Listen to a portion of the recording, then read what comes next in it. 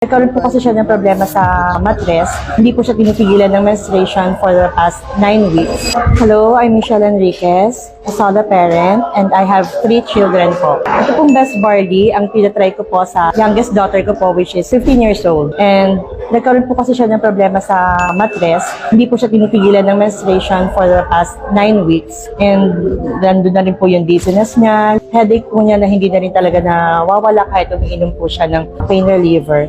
And then, pati schooling po niya is naapektuhan na rin po. Kaya po, nung minsan nag-invite sa akin na mag-attend po ng business forum. Ito po, sabi po nila na maganda daw po yung product. So, nag-decide po ako mag-attend.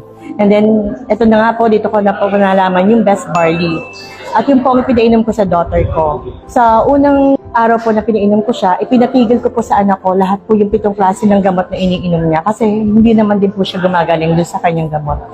So, nung first day po nang inom niya ng Best Barley, nagkaroon po siya ng pain, abdominal pain, pero sabi niya it's tolerable.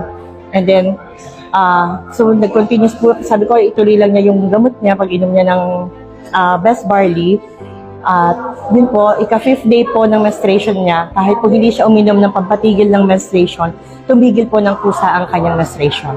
And then, pinadiretso ko lang po ang pag-inom niya every morning, 30 minutes before breakfast. Nagkukusa po siyang uminom dahil una-una po, maganda po ang lasa ng ating Best Barley.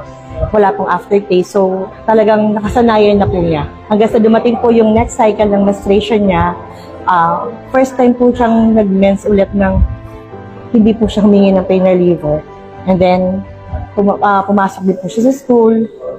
After 5 days po, tumigil na rin po talaga ng kusa. So, naging normal po talaga ang menstrual period ng anak ko dahil po sa Best Barley.